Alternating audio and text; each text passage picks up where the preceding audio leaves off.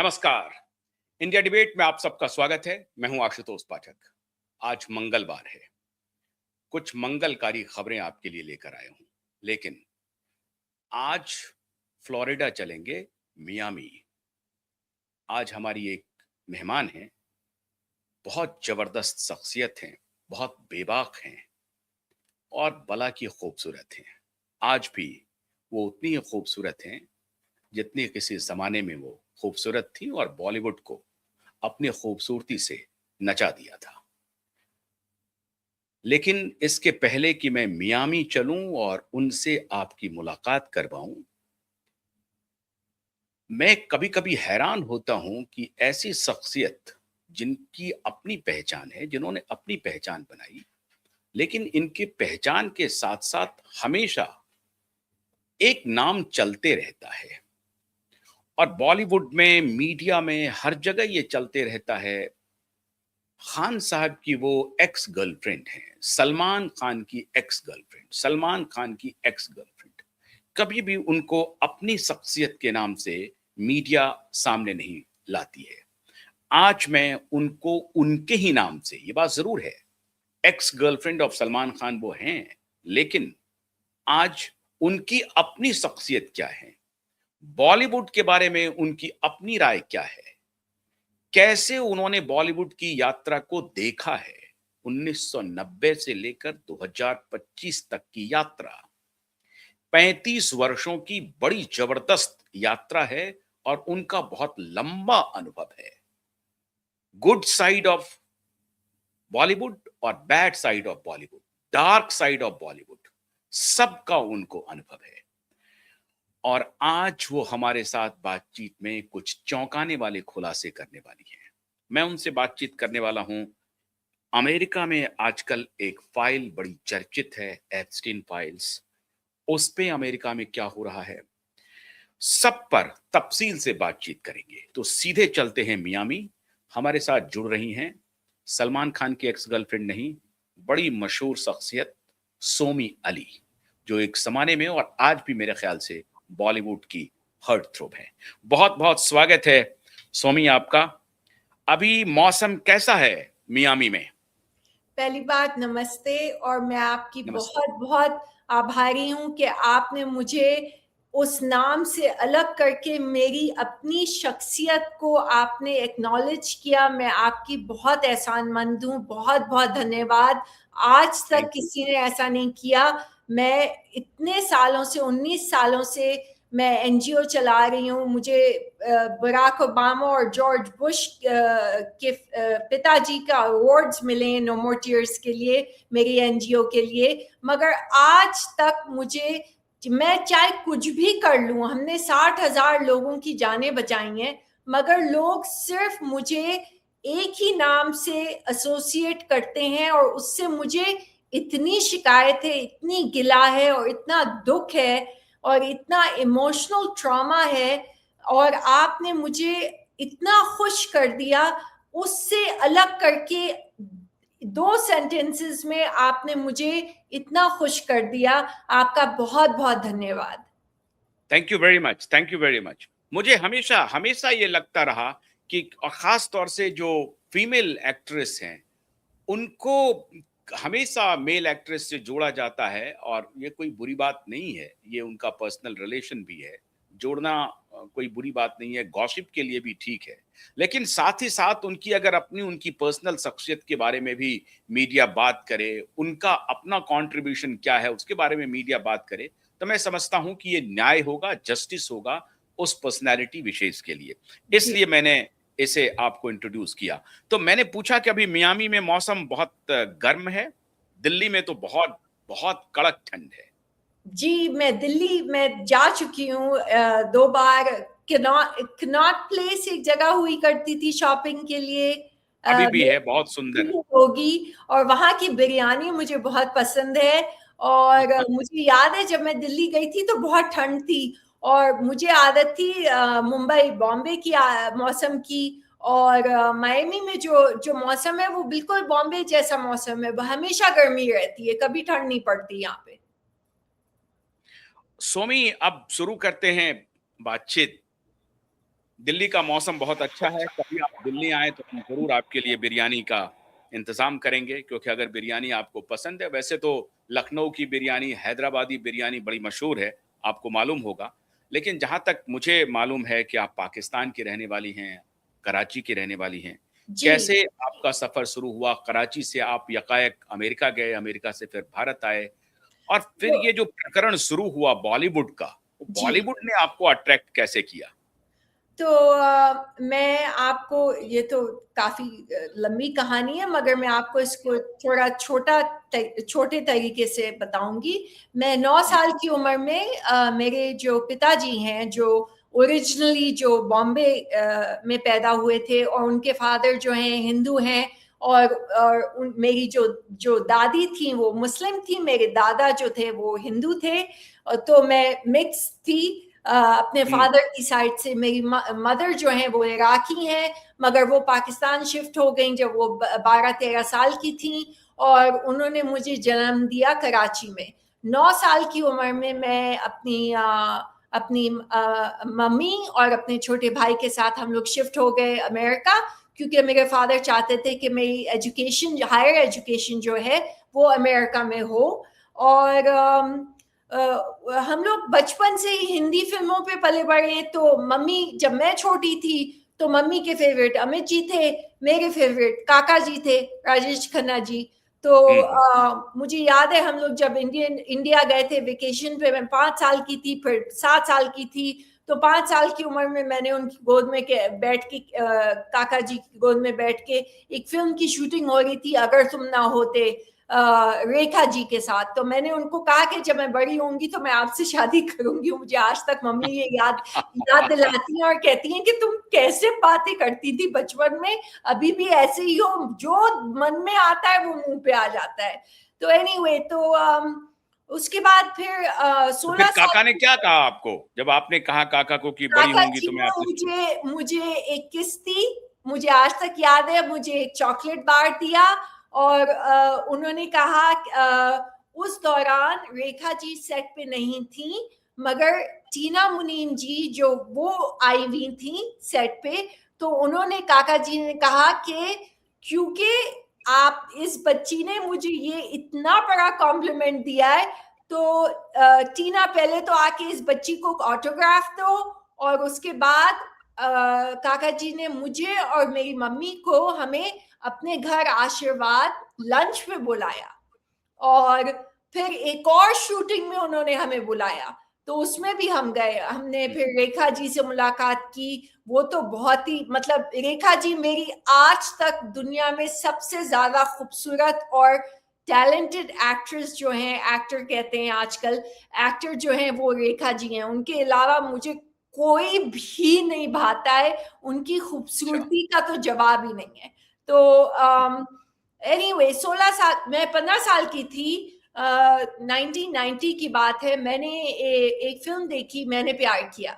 तो मैं आमतौर पे पुरानी फिल्में देखती थी। पुरानी मतलब मम्मी कहती थी कि तुम्हारे 15 साल की उम्र में 90 साल की आत्मा है, क्योंकि मैं राज कपूर जी की फिल्में देखती थी।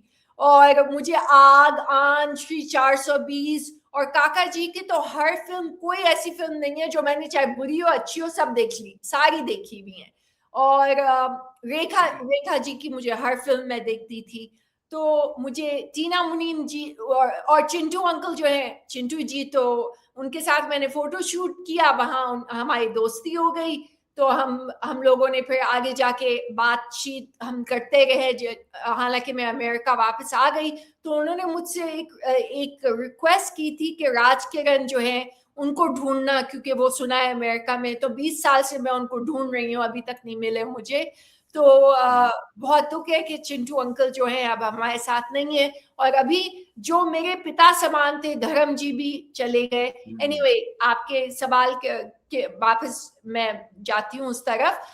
मैंने हुँ। मैंने प्यार किया देखी, और उस रात को, जिस दिन मैंने वो फिल्म देखी, मुझे सपना आया एक कि अल्लाह की तरफ से कि तुम इंडिया जाओगी और तुम इस इंसान से, तुम्हारी शादी होगी। तो मैं सुबह अच्छा, उठी। मैंने मैंने प्यार किया आपने अमेरिका में देखा?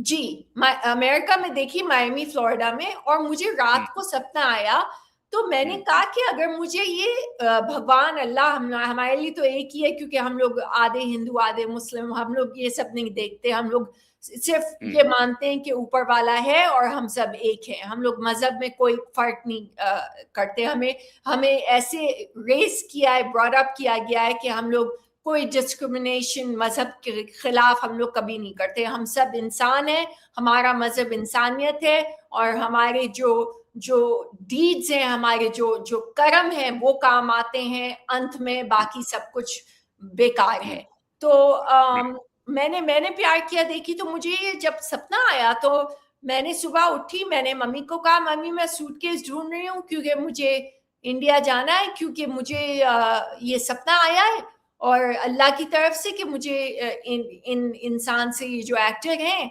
इनसे शादी करनी है। तो मम्मी ने कहा ये कौन है, मैंने तो आज तक इनका नाम भी नहीं सुना। तो अच्छा, क्योंकि मम्मी तो अमित जी की फैन थी, और मम्मी की एरा जो है, जीनत जो है, उनका एरा है, मतलब परवीन, बॉबी, जीनत अमान, और उस टाइम की बात कर रही हूँ जब मैं बच्ची थी। तो हम्म, मैंने कहा मम्मी ये एक कोई नए एक्टर हैं, और मुझे ये सपना आया है, तो ये अगर ऐसा सपना अगर अल्लाह की तरफ से आया है, तो ये तो मुझे करना पड़ेगा। तो मम्मी ने कहा तुम पागल हो गई हो, जाओ अपने कमरे में और मैं तुम्हारे डैडी से बात करती हूँ, तुम्हारी शिकायत करती हूँ। मैंने कहा नहीं नहीं, डैडी से शिकायत मत करिएगा, इससे पहले कि मम्मी डैडी को कॉल करे, मैंने डैडी को कॉल कर दिया। मैंने कहा डैडी, आपकी साइड तो, आपकी पैदाइश तो बॉम्बे में हुई है, तो हमारे सारे रिश्तेदार तो लोखंडवाला में है। बॉम्बे में, आप पता नहीं बॉम्बे जानते हैं कि नहीं, मगर yes yes Lokhandwala I know, मैं लोखंडवाला जानता में हूँ, जानता हूँ। हमारे सारे डैडी के जो भाई हैं, मेरे कजिन, सब लोखंडवाला में रहते हैं, बॉम्बे में, हम्म, तो मुंबई में। तो मैंने डैडी को कहा मुझे उनसे मिलना है। झूठ बोला डैडी को, मैंने कहा उनसे मिलना है, आपकी साइड के जो हमारे साइड के जो आपके साइड के, मेरे पिताजी के साइड के जो लोग हैं, रिश्तेदार हैं, और मुझे ताजमहल देखना है। तो डैडी ने कहा कि अच्छा ठीक है, तो तुम्हें अगर वेकेशन पे आना है तो तुम आ जाओ, हम्म, हम बॉम्बे जाते हैं और मैं तुम्हें मिला देता हूँ हमारे रिश्तेदारों के साथ। तो हम्म। इस तरह मेरी जर्नी जो है, मायमी छोड़ के, मैं 16 साल की हुई थी बॉम्बे में 1991 में। फिर आप मुंबई आ गई। जी लेकिन आपको आपको ये जो सपना आया कि जिस शख्स को आप देख रही थी जी उनसे न सिर्फ मुलाकात करनी है बल्कि शादी हो रही है आपकी। जी आपने जी देखा कि आप दोनों की शादी हो रही है, मतलब सलमान खान और आपकी शादी हो रही है, ये सपना आपने देख लिया। जी, बिल्कुल। मतलब निहायत ही अच्छा। बेवकूफ़ी के की बात लगती है इस समय, ये कहते हाँ, हुए भी, क्योंकि हाँ, हाँ, मतलब 15 साल का दिमाग फुली हमारा दिमाग डेवलप नहीं होता है 26 साल की उम्र तक। मेरा मास्टर साइकोलॉजी में है, तो मुझे पता है। हम्म, तो हम्म, 15 साल का दिमाग तो बचपन होता है, बचपने में तो हम लोग क्या-क्या बेवकूफ़ी, हम लोग तो सारी ज़िंदगी, चाहे आप 80 साल के भी हों, 90 साल के भी हों, गलतियाँ तो हम करते रहेंगे, हम्म, और मिस्टेक्स तो हमारे मतलब ह्यूमन नेचर है, हमारा इंसान की फितरत है गलती करना, और हम्म, गलती करके ही इंसान सीखता है और आगे बढ़ता है, इवॉल्व होता है। वरना नहीं, वरना जहाँ है वहीं रहता है। तो जब हम्म, तक आप एजुकेशन और मिस्टेक्स और लाइफ लेसन्स और धोखे और लोगों से आप मतलब जिनको आप भरोसा करते हैं वो आपको धोखा दें, जब तक ये सब आपके साथ नहीं होगा, तो आप हम्म, इवॉल्व नहीं होंगे, और आप ग्रो नहीं होंगे एज ए ह्यूमन बीइंग। हम्म, हम्म। फिर जब आप मुंबई आ गई जी और जब पहला इंटरेक्शन आपका सलमान खान से हुआ, जी तो उस वक्त जो सलमान खान थे वो आपके सपने के सलमान खान से मैच कर रहे थे, और आपको लग रहा था कि whatever you thought in the dream and whatever you seen in the dream, वो it is going to be true. बिल्कुल आपको लग रहा था कि जैसी शख्सियत आपने खाली सपना देखा होगा कि निकाह हो रहा है, खाली निकाह का सपना देखा, या जब आपने देखा उस पर्सन को आमने सामने, जब पहली मुलाकात हुई तो आपने क्या कहा, सलमान ने क्या कहा आपको? देखिए, सलमान का मुझे फोन आया था, और मैं एक पीजी में पेइंग गेस्ट उस समय कहते थे, पीजी में मुझे डैडी ने ठहराया था। तो तो सलमान का यकायक कैसे फोन आ जाएगा आपको? मैंने क्या सलमान को तो किया पता था, नहीं। मैंने आपने गौतम राजअध्यक्ष एक फोटोग्राफर हुआ करते थे, बहुत हम्म, मशहूर, उनका मैंने हम्म, नंबर और पता लिख लिया था। बज़फीड करके या लहरें करके एक प्रोग्राम मैं देखती थी अमेरिका में, तो हम्म, उनके साथ मैंने फोटो शूट किया। उन्होंने कहा, हम्म, अब सोमी, आप अपनी तस्वीरें वेरियस मॉडलिंग एजेंसीज में जा जाके दीजिए और उस पे पीछे लिखिए अपना नंबर, अपना एज, अपना नाम। और फार प्रोडक्शंस में पहली जो कैलाश नाथ और आरती, उनकी जो पत्नी है, उनकी फार प्रोडक्शंस एड एजेंसी में जब मैंने पहला कदम रखा और मैंने तस्वीरें फ्रंट डेस्क के लड़के को दी, उस समय सलमान सोफे पे बैठे हुए थे। मैंने उनको नहीं देखा था, मगर उन्होंने मुझे देख लिया था। उन्होंने मेरी तस्वीर ली और उन्होंने मुझे फोन किया और उन्होंने कहा कि आप कल मेरे घर आ सकती हैं। मेरे जो पिताजी हैं, सलीम अंकल, वो जो है फिल्म लॉन्च, हम लोग एक फिल्म बना रहे हैं, उसका नाम है बुलंद, और मैं आपको अपनी ऑपोजिट लीड हीरोइन लेना चाहता हूँ। तो इसी अच्छा। तरह दूसरे दिन हम उनके घर गए, मैं और मेरे पिताजी, और वहां पे उन्होंने तस्वीरें देखी सलीम अंकल ने, और उन्होंने कहा इसका बहुत परवीन बॉबी जीनत अमान टाइप लुक है, अच्छा। ये आपकी बेटी का, मगर इसको एक्टिंग का कोई एक्सपीरियंस नहीं है और डांस का भी नहीं कोई एक्सपीरियंस है, तो हम चाहते हैं कि किशोर नमित कपूर जो है उनके स्कूल में ट्रेनिंग शुरू करें।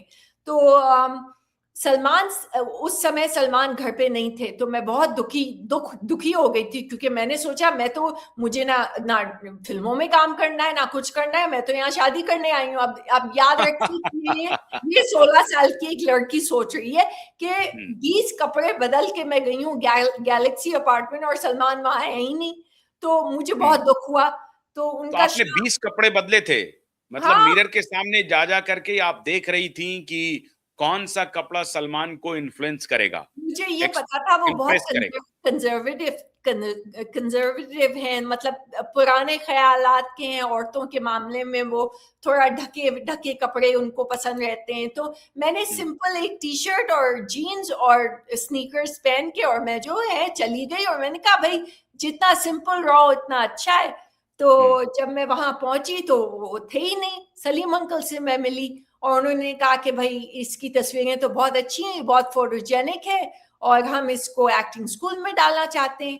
तो मेरी पहली मुलाकात जो है सलमान से, नेपाल हम जा रहे थे शूटिंग के लिए, तो वो अलग सीट पे बैठे हुए थे, तो मैं अलग सीट पे अकेले बैठी हुई थी। तो वो मेरे बराबर में आके बैठे और उन्होंने कहा तुम ठीक हो, कोई किसी चीज की जरूरत है?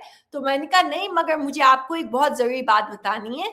मैंने अपनी वॉलेट में से उनकी तस्वीर निकाली, क्योंकि मुझे ये लगा कि मैं उनको पहचानूंगी कैसे। मुझे नहीं पता था वो कितने बड़े स्टार हैं। मतलब बचपना ये आप सोच सकते हैं। तो मैंने कहा देखिए मैं आपकी तस्वीर लेके आई हूँ फ्लोरिडा से, अमेरिका से, क्योंकि मुझे नहीं पता था कि आपको मैं ढूंढूंगी कैसे, क्योंकि आपकी तस्वीर, मैंने सोचा मैं लोगों को पूछूंगा आप इनको जानते हैं, कहाँ मिलेंगे मुझे। तो वो हंसने लगे। तो उन्होंने कहा कि आप मेरी तस्वीर लेके क्यों आई हैं? तो मैंने कहा क्योंकि मुझे एक सपना आया था अल्लाह की तरफ से कि हमारी शादी होगी। तो वो हंसने लगे। तो उन्होंने कहा, मैंने कहा कि आप हंस क्यों रही हैं, ये सच है? तो उन्होंने कहा कि देखिए मेरी गर्लफ्रेंड है पिछले 5 साल से, और हमारी जो है शादी के कार्ड्स भी अभी छपने वाले हैं। उनका नाम है संगीता। मैंने कहा हाँ हाँ, संगीता बिजलानी, जब मैं छोटी थी मैंने उनकी फिल्म देखी थी त्रिदेव, वो ओए ओए गाने वाली, और पिंजरे में बंद, पता नहीं जैकी श्रॉफ के साथ, जो वो बहुत खूबसूरत और बहुत बड़ी मॉडल और एक्ट्रेस है। मगर उससे कुछ फर्क नहीं पड़ता है, मैं आपको यकीन से कह सकती हूँ कि हम लोग साथ होंगे। तो वो हंसने लगे। तो मैंने उनको मतलब आपके सामने में सलमान ने कन्फेस किया कि 4-5 साल से हम संगीता के साथ रिलेशनशिप में हैं बिल्कुल एंड वी बिल्कुल, आर और गोइंग उनके टू मैरिज। शादी के कार्ड छपने वाले हैं। उन्होंने सच सच बोला, और उन्होंने सोचा ये बच्ची है, इसको क्रश है, एक टीनेज क्रश है। हम्म, करोड़ों लड़कियों को टीनेज क्रश होता है। तो हम्म, मैंने कहा कि नहीं, आप गलत बोल रहे हैं। आप हम्म, देखिएगा कि मैं और आप साथ होंगे। आप चाहे आप हैं उनके साथ या नहीं है, आपकी शादी के कार्ड छपने वाले हैं या नहीं छपने वाले हैं, आप देखिएगा क्या होगा। तो वो हंसने लगे। अच्छा, फिर मैंने उनको कहा मैं यहाँ एक्टिंग करने नहीं आई हूँ, मुझे ना एक्टिंग में इंटरेस्ट है, ना डांस में इंटरेस्ट है, किसी चीज में इंटरेस्टिंग है। तो वो थोड़ा शॉक्ड हो गए, क्योंकि उन्होंने सोचा बुलंद हमारी होम प्रोडक्शन है, ये बच्ची जो है, ये लड़की कह रही है ना इसको एक्टिंग में इंटरेस्ट है ना हमें डांस में इंटरेस्ट है, तो मेरा तो सत्यानाश हो जाएगा, क्योंकि ये हमारी हमारी होम प्रोडक्शन है। तो उन्होंने मुझे कहा, समझाया, देखो ये बहुत स्वीट है कि तुम्हारा क्रश है मेरे ऊपर, मगर मेरी गर्लफ्रेंड है और हमारे शादी के कार्ड छपने वाले हैं, और तुम अपना फुल जो है ध्यान दोगी नेपाल में, काठमांडू में एक्टिंग पे और अपने डायलॉग्स पे, और सब ट्रेनिंग जो तुम कर चुकी हो किशोर नमित कपूर जी के स्कूल में, वो सब तुम उसको वहां पे नेपाल में हम जब शूटिंग तो करेंगे तो वो तुम पेश करोगी। तो आपके इस बात से ऐसा लग रहा है कि that time he was very innocent and very honest बिल्कुल इन he was very honest about his relationship. He बिल्कुल और revealed in front of you, he said you categorically कि देखिए हमारी गर्लफ्रेंड है और हमारी शादी होने वाली है। बिल्कुल अगर उनको एक्सप्लॉइट करने का, आपको एक्सप्लॉइट करने का कोई इरादा रहता तो जी शायद सलमान आपको ये बात नहीं बोलते। जी बिल्कुल अच्छा, तो उस वक्त वो ऑनेस्ट थे। मैं भी इसी ख्याल का हूं कि जिस वक्त वो मैंने प्यार किया या उसके बाद जो मूवी उनकी आई थी, तब तक वो बिल्कुल उनके ऊपर कोई नशा नहीं चढ़ा था। और मुझे याद है एक घटना, जब राजकुमार से उनकी मुलाकात हुई, एक्टर राजकुमार, और जी राजकुमार को वो पहचानने से मना कर दिया, तो फिर उन्होंने कहा कि बरखुरदार तुम्हारे पिताजी ऐसे हैं। वो ये गॉसिप की बात है, मुझे नहीं मालूम सच्चाई, ये तो सलमान से जब बात होगी तभी बात होगी। जी लेकिन अभी तो मैं सलमान को बहुत बड़े कटघरे में खड़ा किया हुआ हूं, उस पर मैं आऊंगा। लेकिन मैं सिर्फ ये जानना चाहता हूं कि उस वक्त जो सलमान ने आपसे बात की, जी उस बातचीत से निकल के आता है कि वो बहुत ऑनेस्ट थे, अपने काम पर ध्यान देने वाले एक्टर थे, और उनका जो रिलेशनशिप था उसको भी वो छुपा नहीं रहे थे, उसको भी पब्लिकली रिवील कर रहे थे। 100%, क्योंकि संगीता जी ने जो उनकी बहुत मदद की थी। संगीता ने अच्छा। उनको वो जो सूट का एड है, कमर्शियल है, वो संगीता ने उनको दिलवाया था, और संगीता ने अच्छा। उनकी करियर में बहुत उनको ऊंचाई पे पहुंचने के लिए संगीता जी ने बहुत मदद की थी उनकी। तो वो उनके आभारी, और ना सिर्फ उनके आभारी, बल्कि उनसे सचमुच प्यार करते थे और उनसे शादी करने वाले थे। उन्होंने मुझे ये बात सचमुच मतलब बता दी थी जहाज में, जब हम नेपाल जा रहे थे। मगर ये बात के एक हफ्ते बाद सब कुछ बदल गया। एक हफ्ते के बाद मतलब आप उनकी जिंदगी में आ गई और आपने तुड़वा दिया उनके रिलेशन को? मैं ये नहीं कहूंगी कि मैंने तोड़वा दिया, क्योंकि ये मुझे समझ नहीं आता कि क्यों इल्जाम संगीता या किसी और औरत पे जाए, आदमी पे क्यों नहीं इल्जाम जाता है? हमेशा ये क्यों? हम्म। मैं जब भी कोई राइट। पोस्ट करती हूँ तो मुझे लोग गंदी गंदी गालियां, ऐसी गालियां जो हमने कभी सुनी भी नहीं है, जो मैंने सीखी है सलमान के साथ 8 साल गुजार के। उन्होंने मुझे समझाया इनका मतलब क्या होता है, क्योंकि हम जहाँ जिस तरह हमारी परवरिश हुई है, हम लोग गालियां नहीं बकते, हमें तमीज और तहजीब सिखाई गई है। अभी आएंगे उसके ऊपर, अभी आएंगे उसके ऊपर, गालियों गालियों की जो सलमान आपको सिखला रहे थे, फिर बाद में गाली जी गाली का तो ब्रांड हो गया सलमान का। और ये जी बात मैं नहीं कह रहा हूं, प्रहलाद कक्कर की जुबान से मैंने सुना है। प्रहलाद कक्कर को आप जानते हैं, प्रहलाद कक्कर को? हाँ, उन्होंने मेरा उन्होंने, ब्रीज सोप ऐड किया था। जी हाँ यस, तो प्रहलाद कक्कर कह रहे थे कि वो सलमान गंदी गंदी गालियां निकालते थे, और जब वो ऐश्वर्या, शायद उनके ऐश्वर्या के परिवार वाले उन्हीं के अपार्टमेंट में रहते थे, वो अभी उस पर हम आएंगे। मेरा आपसे ये जानना है कि आपने संगीता और सलमान के रिश्ते को तुड़वाया, या कोई और बात थी संगीता और सलमान के रिश्ते के टूटने के बीच में? देखिए, संगीता और जब सलमान और संगीता साथ में थे, उनकी मंगनी भी हो चुकी थी, शादी के कार्ड भी छप चुके थे। उस दौरान सलमान और मैं भी साथ में थे। तो सलमान, हम्म। हम दोनों के साथ थे। तो संगीता को जब इस बात की खबर हुई, तो संगीता ने सलमान को अल्टीमेटम दिया कि या तो ये रहेगी, इसको चुनो, या मुझे चुनो।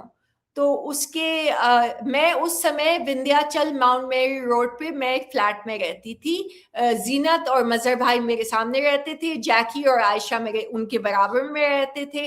तो संगीता मेरे फ्लैट में आई और मेरी जो काम वाली है उन्होंने दरवाजा खोल दिया और मैं और सलमान बैठ के बातें कर रहे थे। तो संगीता ने सलमान को कह दिया कि या ये रहेगी या मैं रहूंगी, तो तुम चुन लो। सलमान ने मुझे ये कहा कि मैं 10 मिनट में आता हूँ, तो मुझे यकीन था कि वो नहीं आएंगे और वो उनके शादी के कार्ड छप चुके हैं। तो ये मेरा जो सपना है ये स्टूपिड था और ये बिल्कुल बेवकूफ़ी थी और मुझे वापस जो है अब अमेरिका चले जाना चाहिए।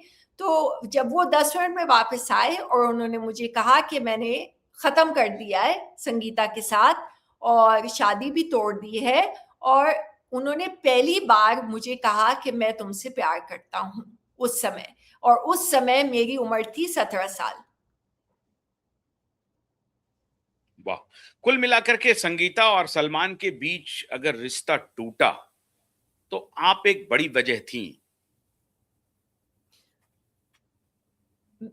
मैं वजह जरूर थी, मगर वजह डिसीजन लेने वाला, फैसला करने वाला इंसान भी तो काउंट होता है ना। आप उनको तो इस इक्वेशन में से, इस फॉर्मूला जो फॉर्मूला है उसमें तीन तीन नहीं नहीं, फॉर्मूला मुझे तो मालूम है, ही इज ए वुमनाइजर। हाँ और वो एग्जैक्टली ही यही वॉज कर। Absolutely dishonest.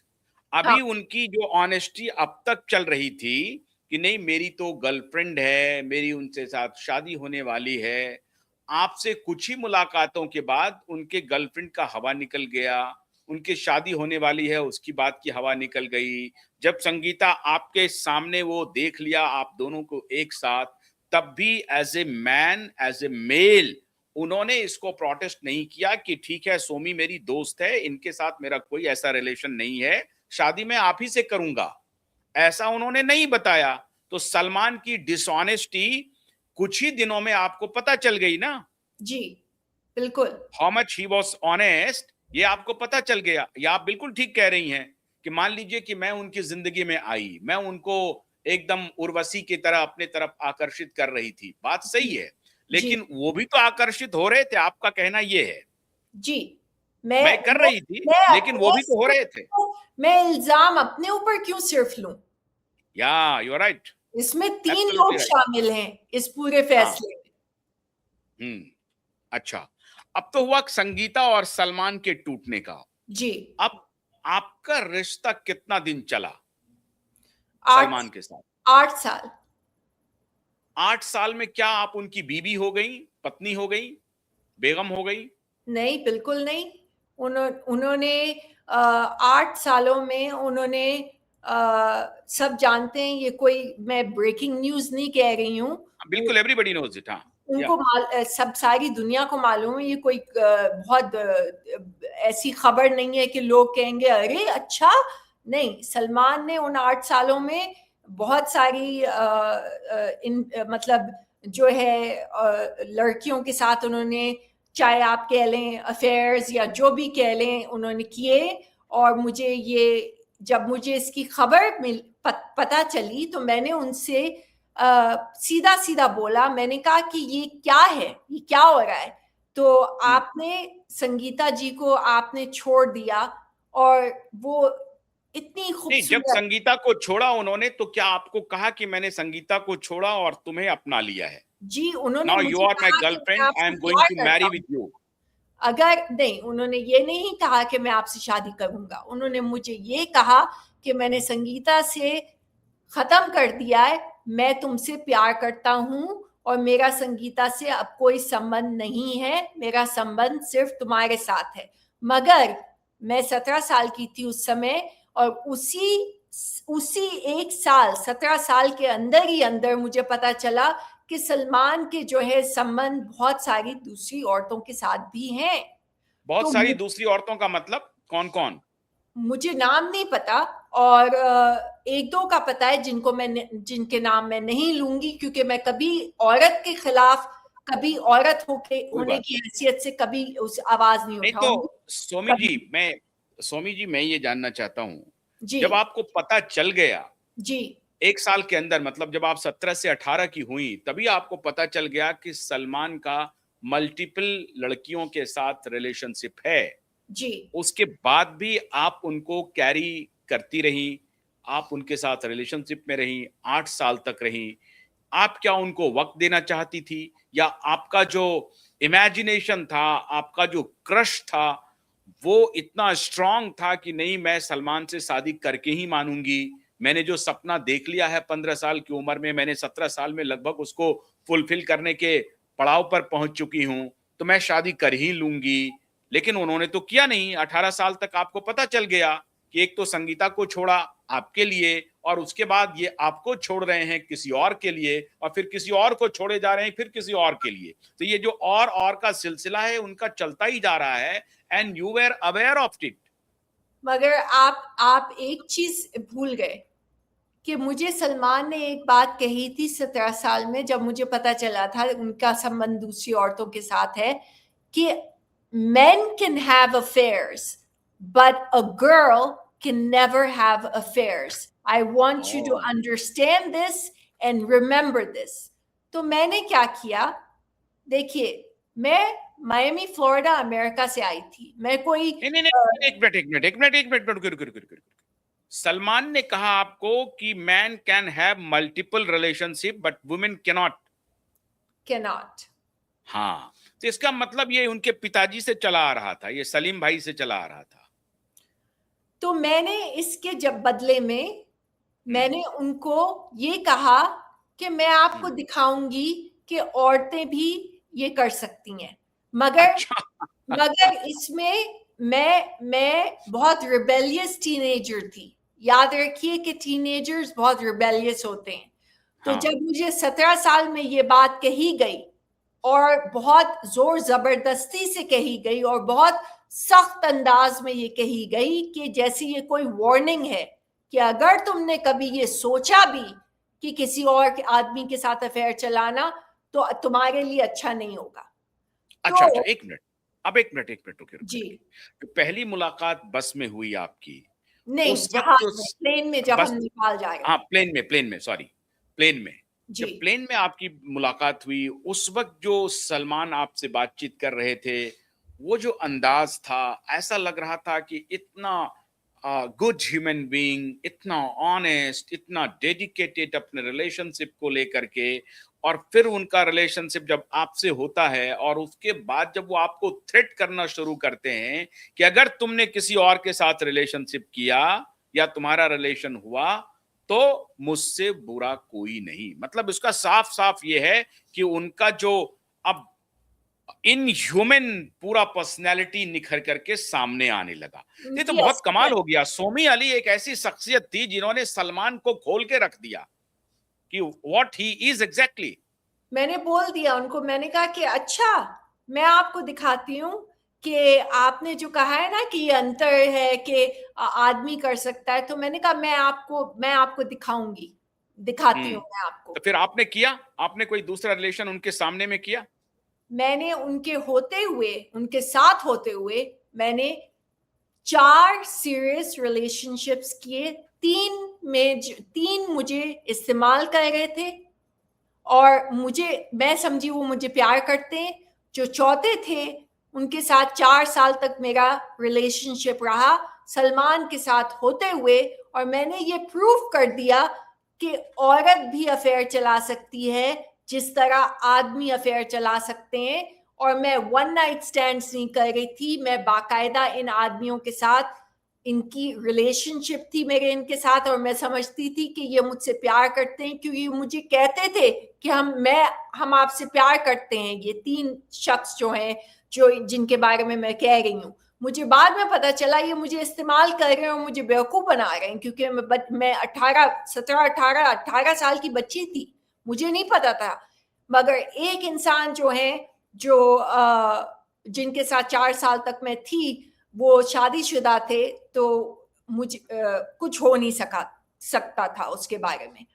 तो तो मुझे वो बहुत सीरियस थे, जो शादीशुदा जो इंसान थे वो सीरियस थे जी, आपको लेकर के। जी, और हाँ। बाकी जो थे वो मेरे को स्टार्स थे, और उनमें से एक शादीशुदा था, एक की शादी होने वाली थी, और एक जो है वो डिवोर्स हुए हुए थे। नहीं तो आप, और इन सारे 4 रिलेशन की जानकारी सलमान को थी?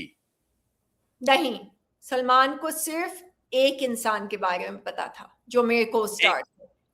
अच्छा, और ये सब हो रहा है 1 साल के अंदर, 18 साल होते-होते आपका? 18-19 साल, 18-19 19 साल। साल। मगर मगर जो जो चौथा इंसान है जिनके साथ मैं 4 साल तक थी, वो मैं 22-23 साल तक उनके साथ थी, क्योंकि मैं 25 साल की जब मैं हुई थी, मैं ऑलरेडी अमेरिका आ चुकी थी। तो मैं 24 साल, मतलब 24 साल की उम्र में मैं 99 दिसंबर में मैं निकल गई थी वहां से। अच्छा, तो सोमी अली बार-बार सलमान से इस दौरान मिलती रही? किस हैसियत से मिलती रही? मैं उनके दोस्त के साथ हैसियत रह से? रही थी, उनके घर में रह रही थी 3 साल तक, हाँ, 2 साल तक, 2 या 3 माय गॉड! साल, मुझे याद नहीं एग्जैक्टली। मगर विंध्याचल से उन्होंने मुझे कहा कि सलमान ने कहा कि हम ग्राउंड फ्लोर पे शिफ्ट हो जाते हैं, मैं और तुम, और हम अपना अपार्टमेंट बनाते हैं। मैंने डेकोरेट किया अमेरिकन स्टाइल में उसको, और हम साथ रहते थे 2 साल तक। मैं उनके अपार्टमेंट में, नीचे गैलेक्सी अपार्टमेंट में हमारा फ्लैट था, नीचे ग्राउंड फ्लोर पे हम साथ रहते थे। सलमान तो अपनी उस जिंदगी निभा करते थे, जो उनको करना था, मुझे जो करना था। मैंने 12 फिल्में साइन की हुई थी, मैं शूटिंग्स पे जाती थी हर रोज। नहीं, तो सलमान के साथ आप उनके घर में रहना शुरू कर दिए, तो क्या सलीम को और जो उनकी माँ थी उनको, उनकी जो स्टेप मदर थी हेलेन को, आपसे कोई शिकायत थी या सब कभी आपके भी नहीं, साथ कंफर्टेबल थे? कभी भी नहीं। सलीम अंकल, सलमान आंटी और हेलेन आंटी की मैं आज भी बहुत इज्जत करती हूँ, एक वजह से, क्योंकि सलीम अंकल, सलमा आंटी और हेलेन आंटी निहायत ही सच्चे लोग हैं। वो, मतलब मेरे साथ हमेशा उन्होंने प्यार और सच्चाई से जो है, मेरे मेरे जो इंटरेक्शंस हैं हमेशा उनके साथ प्यार के हैं और सच्चाई के हैं। और उन्होंने मुझे अपनी अपनी औलाद की तरह उन्होंने मुझे ट्रीट किया। जो 2 साल मैं उनके घर में रही और उनका नमक खाया, उन्होंने मुझे बेहद प्यार दिया, और मैं आज भी उनकी बहुत इज्जत करती हूँ। कभी भी उन्होंने कहा कि थोड़ा सा पेशेंस रखो, सलमान की तुम बेगम बनोगी, जी, तुम्हारे साथ शादी होगी, तुम चिंता मत करो, कभी जी, इस तरह का आपको कंसोल आपको उन्होंने किया कि नहीं, जी। आप धैर्य रखिए, आप चिंता मत कीजिए, we are with you are living with us? भाई वो क्या चाह रहे थे? ऐसा चलता है, वो एक नई अपने हिसाब से जो बॉलीवुड का चलन है उसी को आगे बढ़ा रहे थे, या आप में वो बहू के रूप में आपको एक्सेप्ट कर रहे थे, नहीं कर रहे थे? सलमा आंटी मुझे समझाती थी कि बेटा सब्र रखो, सब्र करो, और सब कुछ ठीक हो जाएगा। और मैं उस टाइम पे बहुत रिलीजियस थी, तो मैं दुआ मांगती थी कि सलमान ठीक हो जाएं। और जो है, मैं माँ बनना चाहती थी।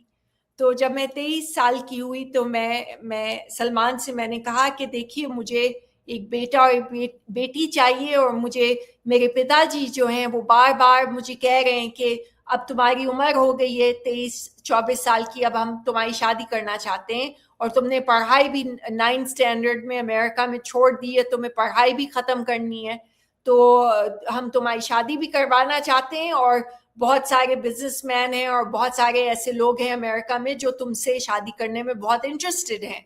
तो मैंने सलमान को जब ये बात कही, तो सलमान ने कहा अभी मैं शादी के लिए तैयार नहीं हूँ। उस समय मैं उस इंसान के साथ इन्वॉल्व थी जो ऑलरेडी शादीशुदा थे।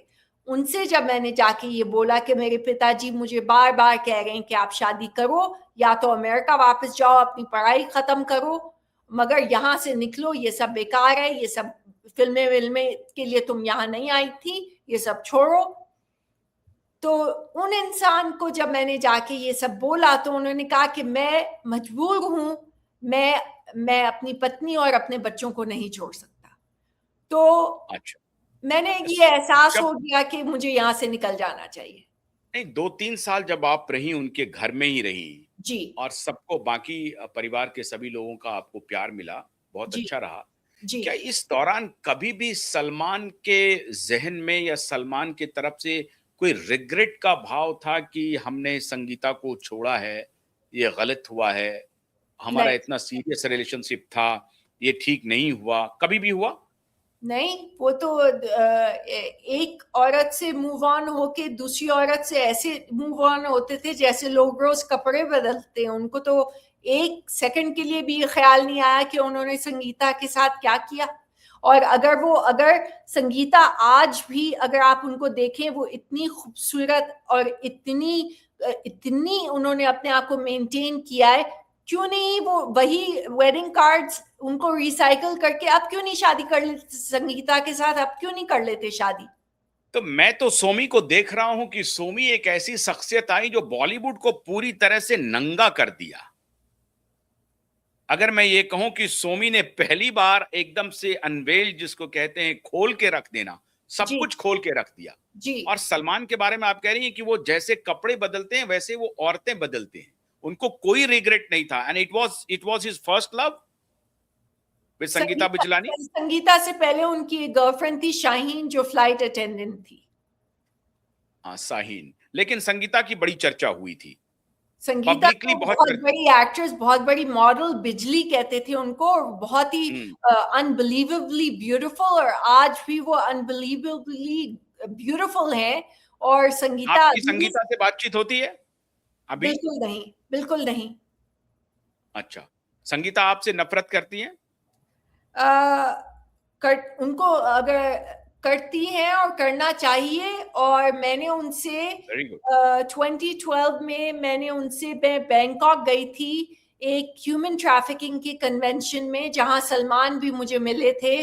उनकी शूटिंग हो रही थी, एक फिल्म का नाम था रेडी करके, कोई फिल्म थी उस समय मैं उनसे मिलने गई थी। उनकी तबीयत खराब थी, उनको कोई ट्राइजेमिनल न्यूरोलजिया करके कोई डिजीज था। हाँ, हाँ, तो ट्राइजेमिनियल या तो मैं उनसे मिलने गई थी, न्यूरोलॉजी। उनकी उनकी खैरियत देखने के लिए, पूछने के लिए सब ठीक है कि नहीं।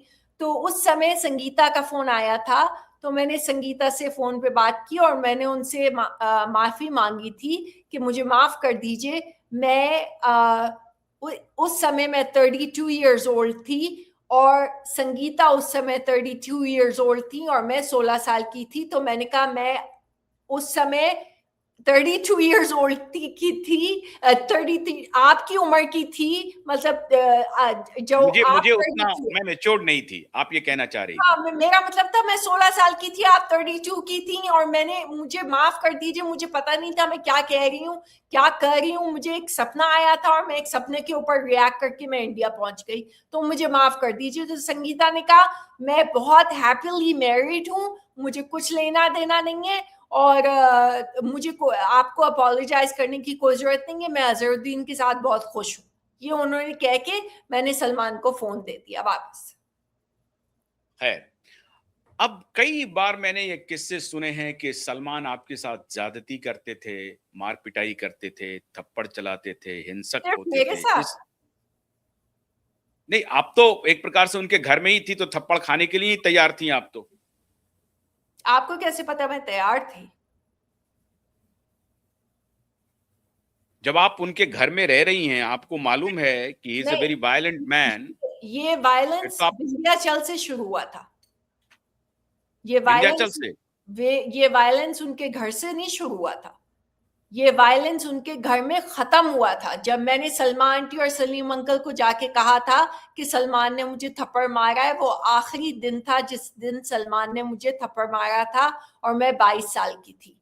उससे पहले विंध्याचल में बहुत वायलेंस हुआ था, और यहाँ तक कि जो मेरी काम वाली है उसने दरवाजा ठोक ठोक के, तोड़ तोड़ के उसने कहा इस बच्ची को मत मारिए, आप मुझे मार लीजिए, इस बच्ची को मत मारिए। तो ये वायलेंस बहुत लंबा चला है, और ऐसा वायलेंस है कि मैं आपको शब्दों में बोल नहीं सकती, क्योंकि इतना घिनौना और गंदा वायलेंस था। हम्म। तो मैं आपकी इमेजिनेशन पे छोड़ देती हूँ, इससे आगे ज्यादा मैं कुछ कहना नहीं चाहूंगी, क्योंकि आप 90s का कोई भी टैबलॉइड उठा लें, कोई भी मैगजीन उठा लें, उसमें हर जगह लिखा हुआ है कि सलमान खान ने सोमी अली को मारा है। हर 2 महीने बाद ये खबर आई है और और फिर सलमान सिर्फ सोमी अली को नहीं मार रहे थे, सबको मार रहे थे। जी, जहां जो मिल जाए उसी को मार रहे थे। जी, मेल बिल्कुल, फीमेल कुछ नहीं। और बिल्कुल। कोई आप आपको अगर कोई कोई स्टार तो नहीं, लेकिन किसी फीमेल स्टार के बारे में आपको स्मरण हो कि उनके साथ उन्होंने बहुत ज्यादती की, मार पिटाई की? कुछ के नाम तो मेरे पास भी हैं, लेकिन आप बताएंगे तो बहुत बेहतर रहेगा। कौन ऐसी एक्ट्रेस है जिनको उन्होंने डेट किया, उन्होंने उनको नहीं मारा है? आप बताइए। मैं आपसे सवाल करती हूँ।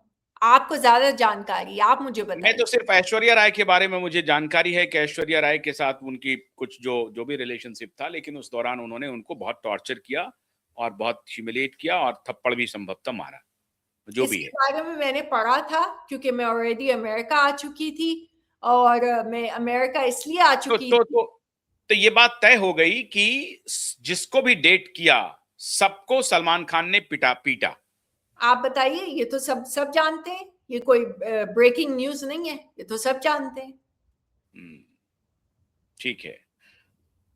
जब आप आ रही थी अमेरिका, जी, उनके घर को छोड़ करके एक प्रकार से, क्योंकि जी। 3 साल तक तो आप उनके घर में रही, उसके बाद फिर कहाँ गई आप? मुंबई में किसी और ठिकाने पर रहने लगी? नहीं, मैं वापस आ गई अमेरिका। उनके घर में रहते हुए लेकिन आपका जो रिलेशन चल रहा था, तो सिर्फ सलमान को एक ही रिलेशनशिप के बारे में जानकारी थी, फिर सलमान ने आपको कुछ मैंने कहा नहीं? बताया था, तो क्या आप सलमान को कहते होंगे कि भाई आप भी मल्टीपल रिलेशनशिप में हैं? मैंने उनको बताया था खुद ही।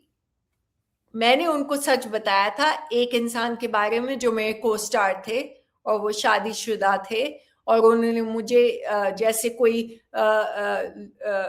मतलब जानवर का मांस होता है उस तरह उन्होंने मुझे इस्तेमाल किया और बेवकूफ बनाया। तो मैंने सलमान को उनके बारे में बताया पूरी तफसील से, डिटेल में।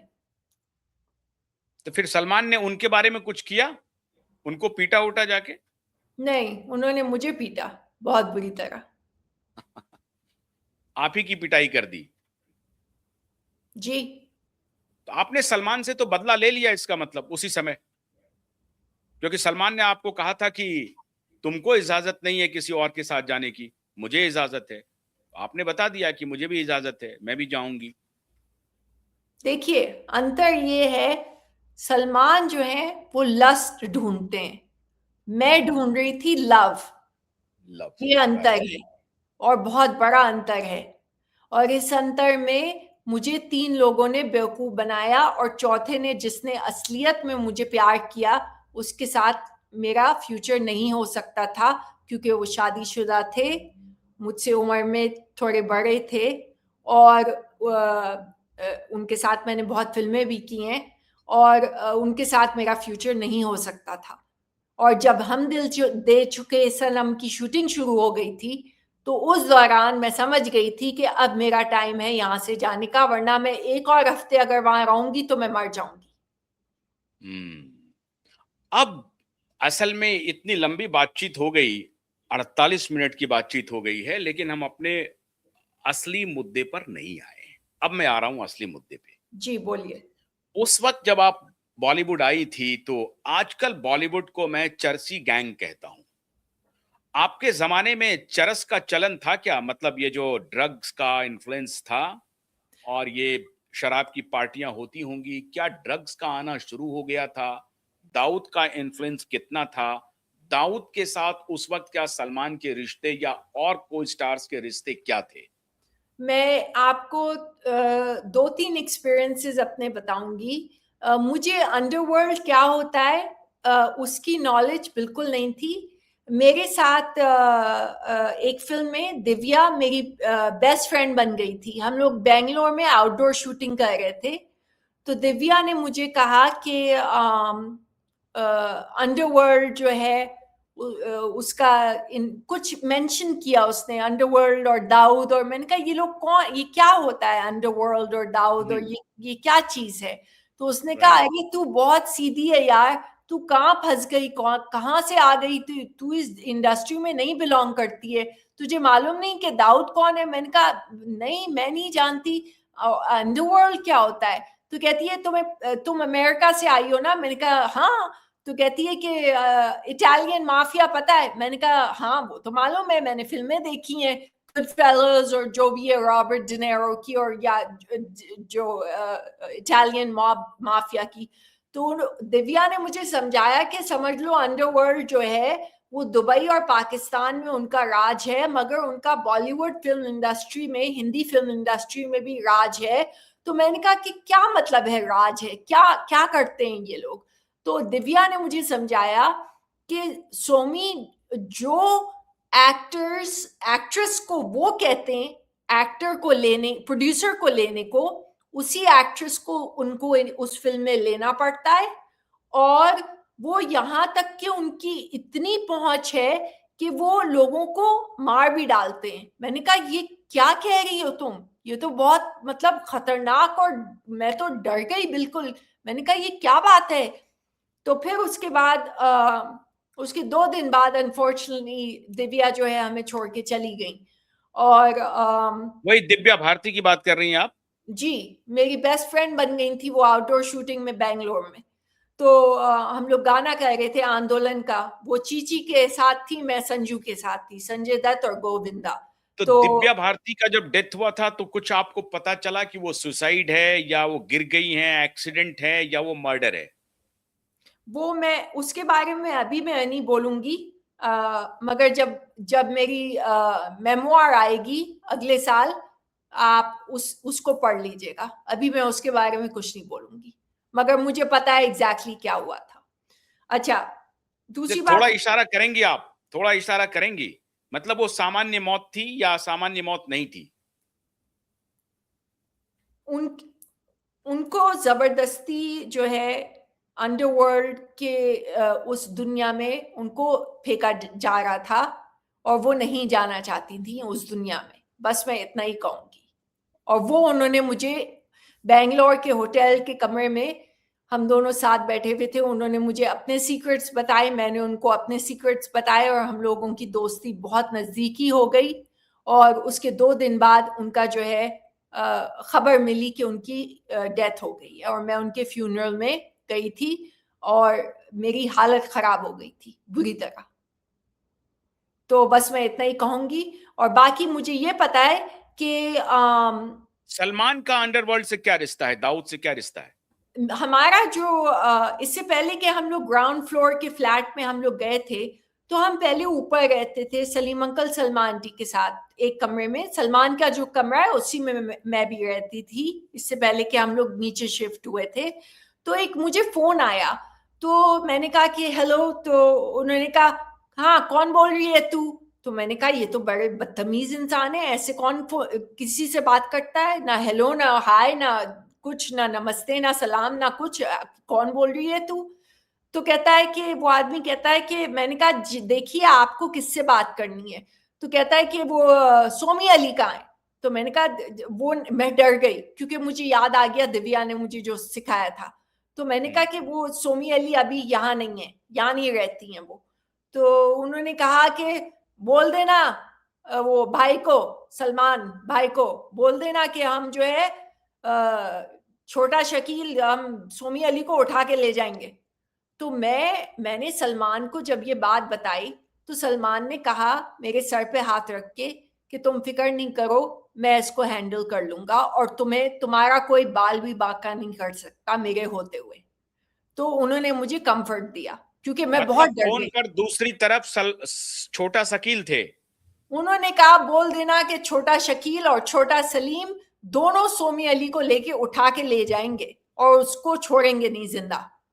तो मैंने ये बात सलमान को कन्वे की डर के मारे कि ये कौन लोग हैं, मैंने आज तक ये नाम नहीं सुने, क्योंकि दिव्या ने तो मुझे सिर्फ दाऊद का नाम बताया था, और वो भी दिव्या ने मुझे कहा था दाऊद जो है वो पाकिस्तान में रहते हैं।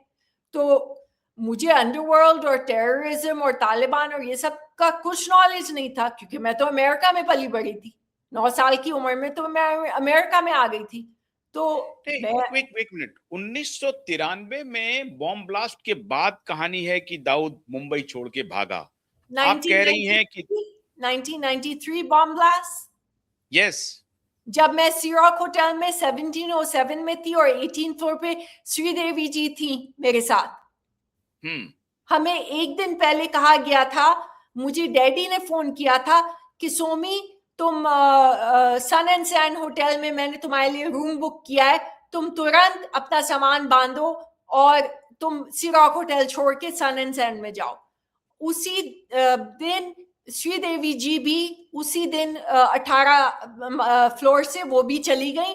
दूसरे दिन बॉम्ब ब्लास्ट हुआ सी रॉक होटल में। एक मिनट, बहुत जबरदस्त बात बोल रही। आपके फादर ने आपको फोन करके कहा कि तुम जिस होटल में हो उसको अभी छोड़ दो और मैंने तुम्हारे लिए दूसरा बंदोबस्त कर दिया। इसका मतलब है कि क्या your father was knowing that tomorrow something is going to happen? मेरे फादर को सी रॉक के होटल वालों ने कहा कि आप अपनी बेटी को यहां से निकाल दीजिए इसी वक्त। मैंने कहा शिरॉक में फिर कौन रह रहा था? शिरॉक होटल में, ये बहुत बड़ा खुलासा कर रही हैं आप। शिरॉक होटल में फिर कौन रह रहा था? सी रॉक क्या होटल दाऊद का आदमी था वहां पे? नहीं, सी रॉक होटल के जो एक मैनेजर थे उनका नाम मुझे याद नहीं है, मगर उन्होंने डैडी को कॉल करके कहा कि आप अपनी बेटी को यहाँ से निकाल लें, हम सब इवैक्यूएट करें। श्रीदेवी जी जो 18 माले पे है वो भी जा रही हैं, आप अपनी बेटी को भी यहाँ से निकाल लीजिए। तो डैडी को मैंने कहा कि डैडी क्या हो रहा है, आपको किसने बोला है, मैं क्यों छोड़ूं सी रॉक, में कहाँ जाऊंगी? तो डैडी ने कहा मैंने तुम्हारा रूम बुक कर दिया है सन एंड सैंड में, मुझे सी रॉक वालों ने ही कॉल करके कहा है कि अपनी बेटी को यहाँ से निकालिए।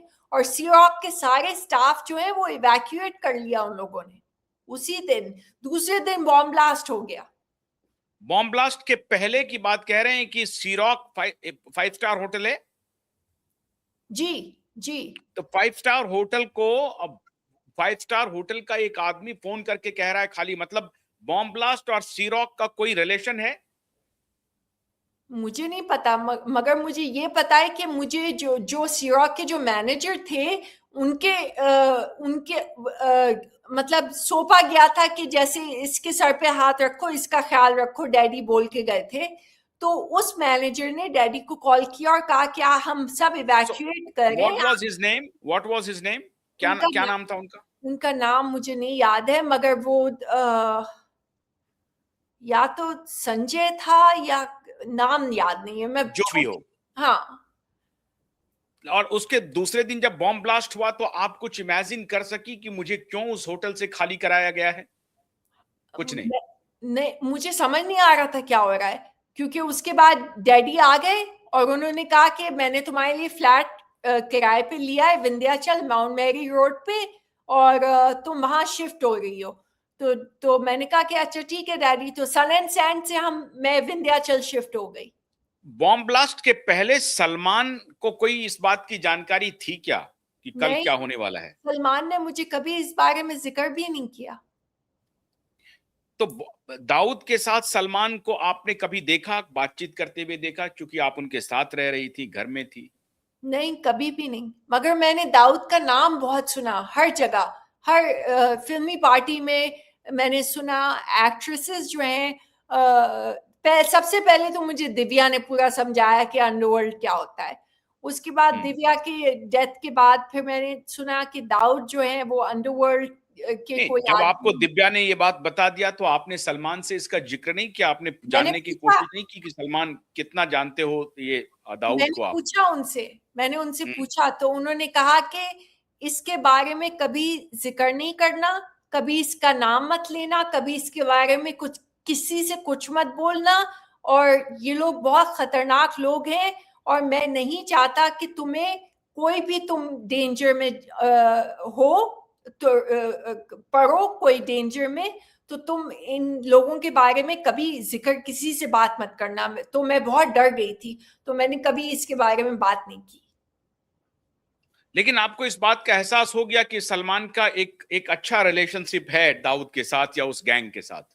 नहीं, क्योंकि मुझे आज तक मैंने कभी सलमान को दाऊद से बात करते हुए या मिलते हुए, मुझे तो ये भी नहीं पता था दाऊद की शक्ल क्या है, वो लगते कैसे हैं, वो उनकी उम्र क्या है, वो कौन है, वो क्या है, मुझे कुछ नहीं पता था। मुझे सिर्फ ये पता था कि आई थिंक गुलशन कुमार जो टी सीरीज वाले हैं उनको शायद गोली मारी गई थी, ऐसा। यस, यस, ये यस। कौन हाँ। से साल की बात है? आई थिंक मैं शायद वहां थी उस समय। हम्म। पता उसी नहीं उसी के मुझे। आसपास का वही वक्त होगा हाँ, मेरे उस ख्याल से समय मैं एग्जैक्टली। शायद थी वहां पे, तो वो मुझे पता था कि अंडरवर्ल्ड की ये उन लोगों ने किया, अंडरवर्ल्ड वालों ने। एक 97 97 में हुआ था, उस वक्त आप शायद थी वहां पे। हाँ, आपने कब? क्योंकि मैं 99 आप में वापस आई थी। 99 में, यस यू आर राइट, 97 में हुआ है उनकी उनकी मौत हुई। जी। इसका मतलब है कि दिव्या की मौत के बारे में आप कुछ रिवील करेंगी जब आपका मेमोयर आएगा तो। जी हाँ। Very good. अब सलमान क्या उस वक्त भी इतने इन्फ्लुएंसर थे कि किस एक्टर को लेना है, किस एक्ट्रेस को नहीं लेना है? अभी जो अब तो नहीं, मेरे ख्याल से 2-3 साल से तो उनकी तूती खत्म हो गई और वो खत्म कर दी हम लोगों ने। लेकिन उसके पहले तक तो सलमान एक बादशाह के रूप में चलते थे। और क्या बैक ऑफ माइंड में कि दाऊद हमारे पीछे खड़े हैं, अंडरवर्ल्ड हमारे पीछे खड़े हैं और उसकी वजह से बड़े-बड़े पुलिस ऑफिसर्स और बड़ी-बड़ी एजेंसियों के ऑफिसर से सलमान के रिश्ते थे? उस वक्त परमवीर सिंह का आपने नाम सुना था? नहीं, कभी भी नहीं। वो कौन है?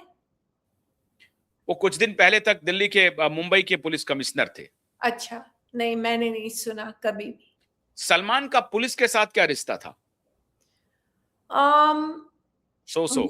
नहीं, मैं आपको बताती हूँ। मुझे सीआईडी ऑफिस बॉम्बे में हुआ करता था, अभी भी होगा। क्योंकि मैं 18 साल की उम्र से मैं माइनर थी जब मैं इंडिया गई थी, तो मैं पाकिस्तानी पासपोर्ट पे गई थी इंडिया। मेरा अमेरिकन पासपोर्ट नहीं हुआ था क्योंकि मैं 18 साल की नहीं हुई थी। तो मैं अमेरिका में स्टूडेंट वीजा की हैसियत से 9 साल की उम्र से रह गई थी और 16 साल की बालिग उम्र में मैं चली गई थी इंडिया। तो मैं पाकिस्तानी पासपोर्ट पे मुझे सीआईडी ऑफिस में जाकर स्टैंप लगाना पड़ता था जब भी मैं कोई आउटडोर शूटिंग के लिए जाती थी। तो वहां पे एक ऑफिसर आयंगर थे। तो जब मैं गई थी स्टैंप लगाने पाकिस्तानी पासपोर्ट लेके, तो ऑफिसर आयंगर ने मुझे कहा कि तुम्हें पता नहीं है, don't you know we hate Pakistanis? Why are you living here? Why are you acting in India? Why aren't you acting in Pakistan? तो मैंने कहा I'm from Miami, Florida. I don't know anyone in Pakistan. I have no idea. And the person I love lives in India, and my father is from India. My father's father is Hindu. My father's from Bombay. He was born in Bombay. And और उन्होंने कहा कि I don't care, we hate Pakistani. तो मैं रोना शुरू हो गई कि मैं बच्ची थी। तो फिर मैं सलमान के पास गई।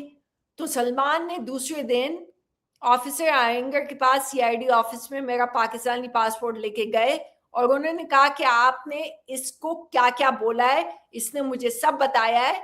और सलमान ने उनसे ना कि मेरा पासपोर्ट स्टैम्प करवाया, बल्कि ऑफिसर आयंगर को ऐसी जगह ट्रांसफर किया जहां पे पुलिस जो डिपार्टमेंट होता है ना, पुलिस स्टेशन, वो सीमेंट का भी नहीं बना था। कोई नदी किनारे, वो एक जैसे वो कहते हैं ना झोपड़पट्टी, उस पे उनको ऑफिसर आयंगर को ट्रांसफर कर दिया था। क्योंकि सलमान में करोड़ों बुराइयां चाहे हों, मगर वो मजहब और मुल्क, इन चीजों में डिस्क्रिमिनेशन कभी नहीं करते। और ये मैंने सीखा है हेलेन आंटी, मलाइका, अरबाज, सीमा, सोहेल, सलमा आंटी, जो जिनका बात ठीक चांदनिया। ठीक है। मैं बहुत बहुत अच्छी बात है। लेकिन आप इससे ये भी बता रही हैं कि सलमान का उसी समय इतना इन्फ्लुएंस था कि एक सीआईडी ऑफिसर को जहां सलमान ने चाहा वहां ट्रांसफर हो गया। मैं बहुत खुश हूं इस बात से, उन्होंने जिस तरह मेरे साथ that's okay because it was your case. It was right. Your case. You must be happy.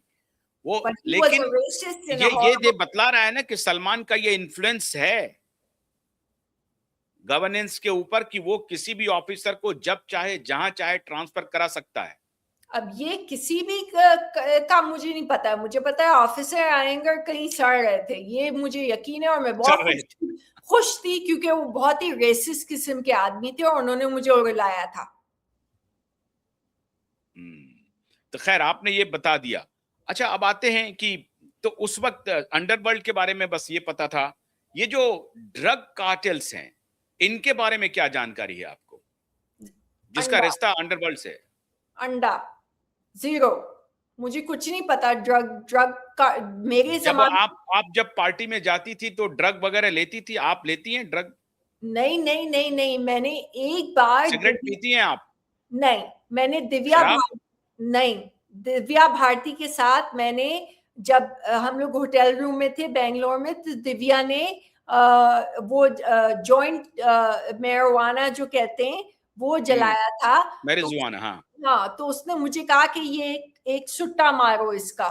तो हम्म। मैंने कहा कि देखो, मैं कभी ड्रग्स में इन्वॉल्व नहीं हुई हूँ, मैं अमेरिका से आई हूँ, मगर कभी ड्रग्स मेरी drugs is not my thing, neither is alcohol। तो कहती है हम्म। कि एक सुट्टा तो मारो, एक तो ट्राई करो।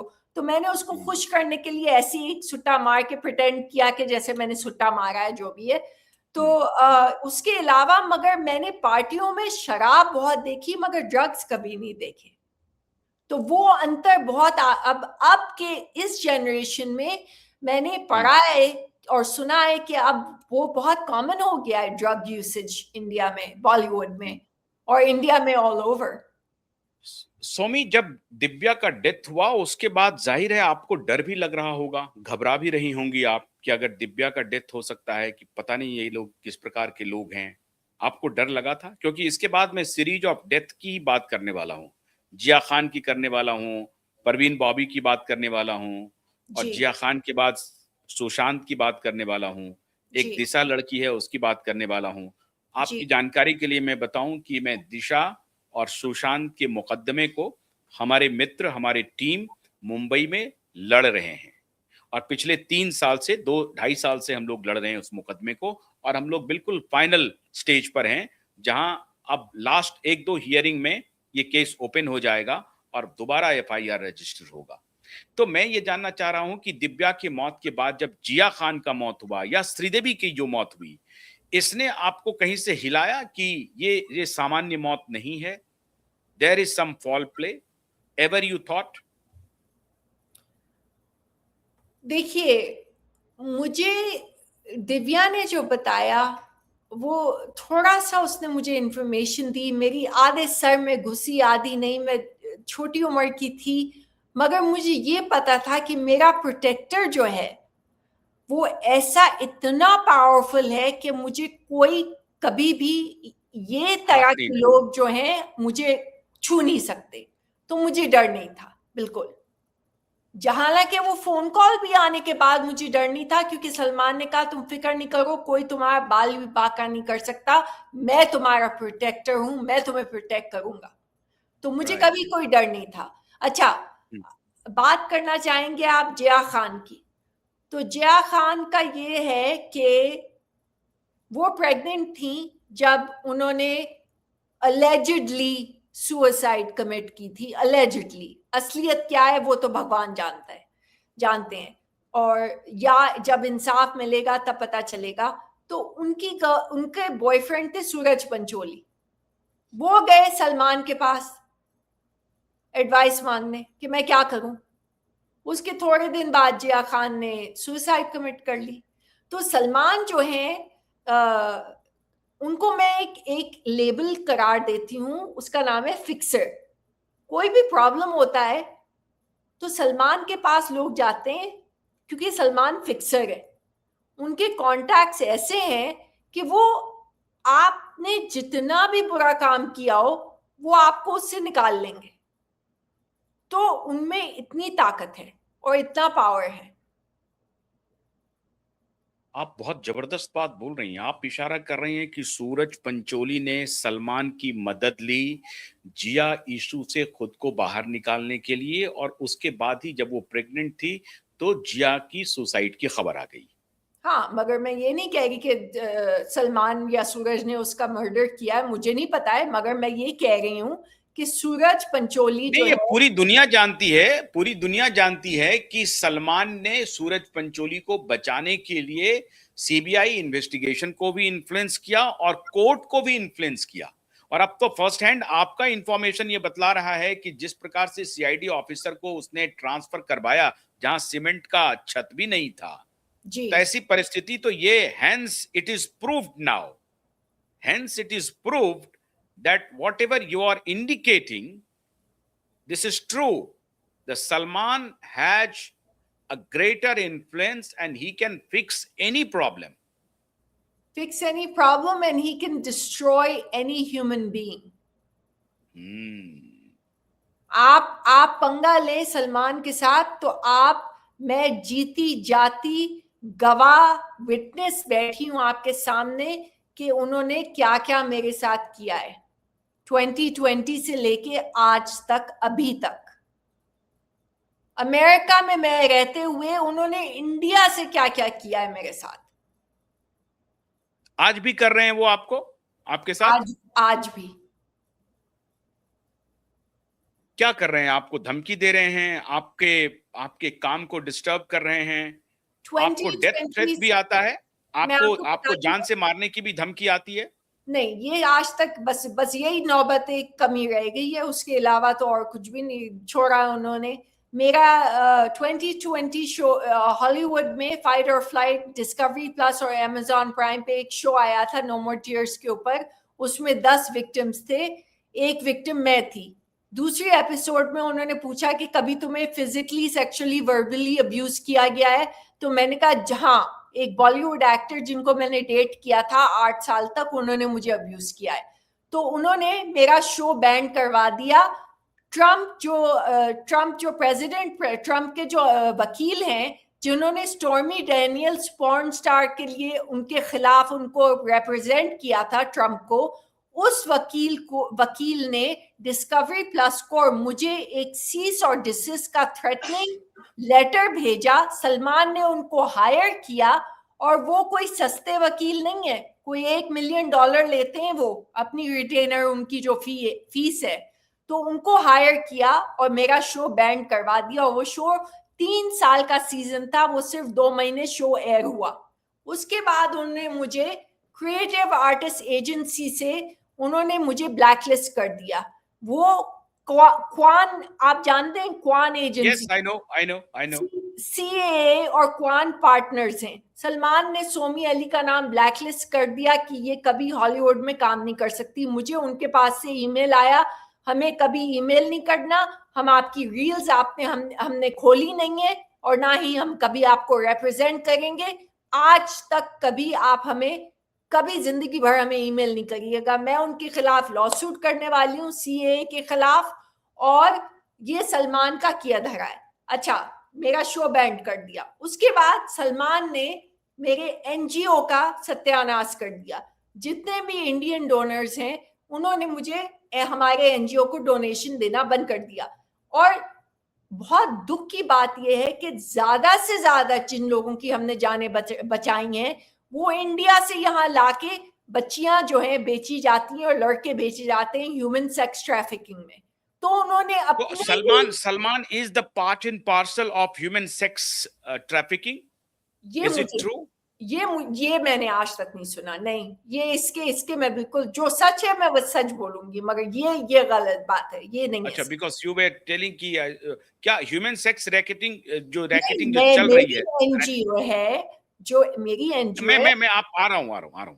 हाँ। अभी चूंकि आपने ये कह दिया है तभी मैंने कहा कि एप्स्टिन पर भी बात करूंगा जी। अभी बहुत सारे लोग कह रहे हैं कि जैसे एप्स्टिन आइलैंड है उसी तरीके से मुंबई में जो पनवेल फार्म हाउस है जी, वो भी रॉन्ग डूइंग्स का सबसे बड़ा अड्डा है।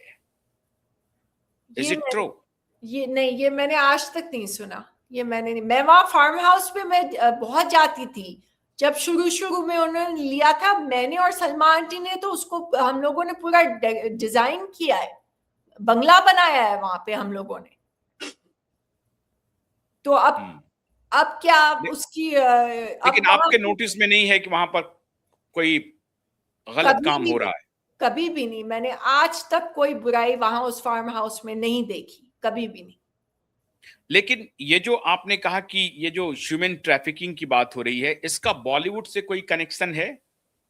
या बॉलीवुड में जो नई लड़कियां जाती हैं वो काम करने के लिए या उनको काम नहीं मिलता, उसकी कोई ट्रैफिकिंग हो रही है?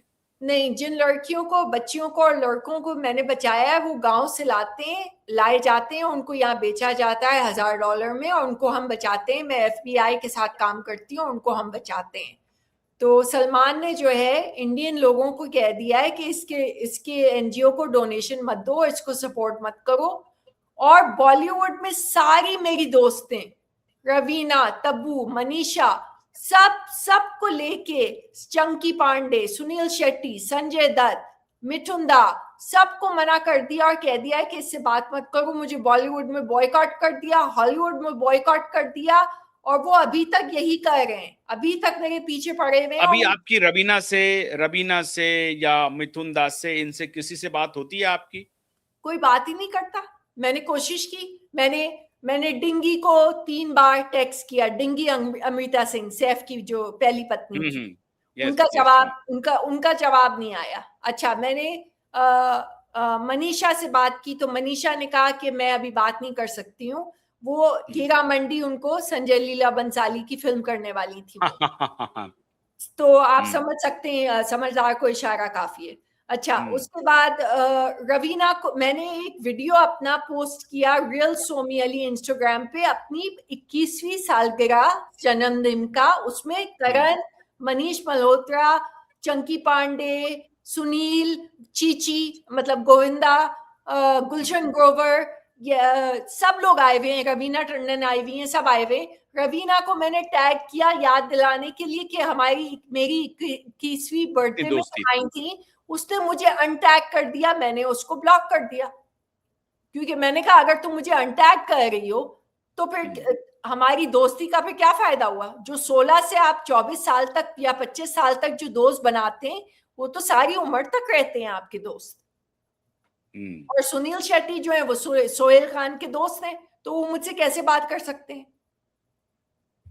तो मतलब ये हुआ कि बॉलीवुड में सलमान से कोई दुश्मनी नहीं लेना चाहता है।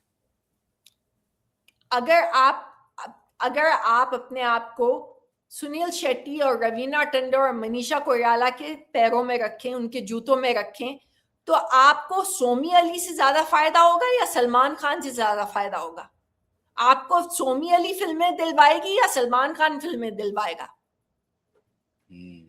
ये तो अकल की बात हुई ना।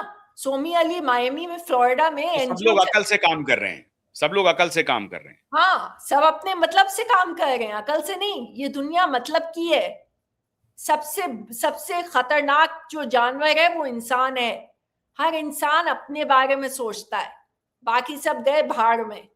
चाहे आपका सगा खून हो, ये दुनिया है मतलब की, पैसे की, और आगे पीछे कुछ नहीं देखता कोई।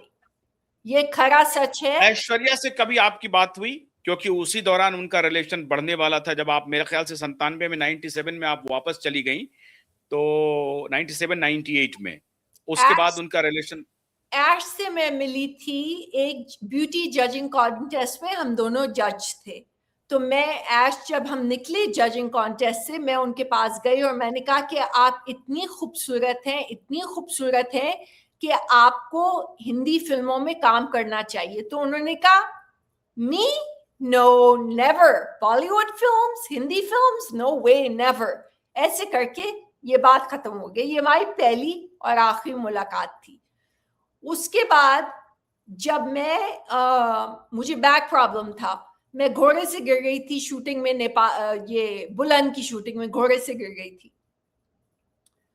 तो जब मैं बीमार थी और अमेरिका वापस आने वाली थी, उस समय हम दिल दे चुके सनम की शूटिंग हो रही थी। तो ऐश्वर्या जो है वो जिम में आया करती थी सलमान के घर में। तो जिम में जाने के लिए हमारे जो नीचे फ्लैट था हमारा, तो उसके कॉरिडोर से आपको गुजरना पड़ता है। तो जब मैं बिस्तर में लेटी हुई थी, तो जो भी आता था, चाहे सुनील आए, चाहे संजू आए, संजय दत्त, जो भी आए, ऐश आए, जो भी आए, तो मैंने देखा कि ऐश सलमान के घर क्यों जा रही थी जिम करने के लिए? ये हम दिल दे चुके सनम के दौरान की बात है, उस समय की बात है। तो वो आप खुद ही अभी अकल इस्तेमाल करिए कि सलमान के घर क्यों वो जा रही थी जिम करने के लिए। तो नहीं, आप वो सलमान के घर आ रही हैं ऐश्वर्या जिम करने के लिए, और आप अपने बेडरूम से देख रही हैं जी, ऐश्वर्या आ रही हैं जिम करने के लिए। जी, उसके और वो साथ साथ जिम करते थे? जी, उसके 2 हफ्ते बाद मैंने अपने पिताजी को फोन किया और कहा कि मुझे मायामी का टिकट इसी वक्त तुरंत दिलवाइए, मुझे यहाँ से निकलना है, वरना मैं 2-3 दिन में मर जाऊंगी। मेरा वजन इतना कम हो गया था कि मैं खड़ी हुई तो बेहोश हो गई। केतन देसाई एक डायरेक्टर थे, उन्होंने मुझे गोद में उठा के बिस्तर में लिटाया क्योंकि मैं किचन में बेहोश हो गई थी। मेरी हालत इतनी खराब हो गई थी वहां तो पर। आपके समय में ही ऐश्वर्या का एंट्री हो चुका था और आपको ये लग रहा होगा कि ये इंसान तो संगीता के बाद मुझे, और फिर इसी दौरान इनका मल्टीपल रिलेशन है, फिर ये आपको ये लग रहा होगा कि ये लड़की भी बिल्कुल फंस जाएंगी मेरी तरह, ऐश्वर्या भी फंसने वाली हैं, ये भी एक्सप्लॉइट होने वाली हैं, ऐसा लग रहा था आपको? नहीं, मुझे ये लग रहा था कि सलमान इनसे बहुत हद से ज्यादा प्यार करते हैं, और वो करते थे। अरे हद से ज्यादा प्यार तो संगीता के साथ भी करते थे, ये तो आप ही को बताया था उन्होंने। हाँ, मगर मगर मैं उस वक्त बच्ची थी ना। अब मैं बात कर रही हूँ 23-24 साल की उम्र की। थोड़ा दिमाग भी बढ़ गया था। थोड़ा दिमाग एक्सप्लोजन। आपका बढ़ गया, मतलब आपने सलमान के इमोशंस में कोई चेंजेस देखे क्या? वो तब जो सलमान कह रहे मैं थे कि मैं एक बहुत दिन मोहब्बत करता हूँ संगीता से, मेरी शादी होने वाली है, और अब आपको क्या लगने लगा? क्या उन्होंने एक्सप्रेस किया कि मैं ऐश्वर्या से बेइंतहा मोहब्बत करता हूँ? मैं एक दिन हम दिल दे चुके सनम के सेट पे चली गई, बिना बताए। तो अच्छा। वो इतने गुस्सा हुए कि मैं आपको बता नहीं सकती। उन्होंने कहा कि तुम बिना बताए यहाँ आई क्यों और कैसे आई, बिना मुझसे पूछे, और तुम इसी वक्त यहाँ से जाओ। तो मैं समझ गई कि इन्होंने ऐश को कोई और पट्टी पढ़ाई है मेरे और सलमान के रिलेशनशिप के बारे में, इसलिए वो चाहते थे कि मैं वहां से तुरंत चली जाऊं। तो मैं गाड़ी में बैठ के ड्राइवर के साथ चली गई, रोते रोते। और उसके बाद मैंने डैडी को फोन किया और मैंने कहा कि भाई, मेरी तबीयत ठीक नहीं है, मुझसे ना खड़ा हुआ जाता है, ना खाना खाया जाता है, ना मैं बैठ सकती हूँ, ना मैं एक्टिंग कर सकती हूँ, कुछ काम नहीं कर सकती हूँ। मेरा लास्ट कैमियो है चीची के साथ अग्नि चक्र में, ये आखिरी फिल्म थी डिम्पल नसीरुद्दीन शाह के साथ। और उसमें शायद विनोद अंकल भी थे, विनोद खन्ना।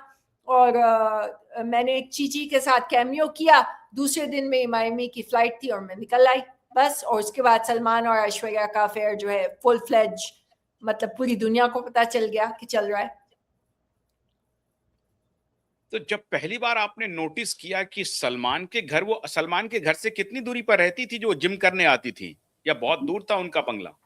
ये मुझे नहीं पता वो कहाँ रहती थी, इसकी मुझे कितने बजे, मॉर्निंग में आती थी या इवनिंग के शिफ्ट में आती थी? नहीं, दोपहर में आती थी। अच्छा।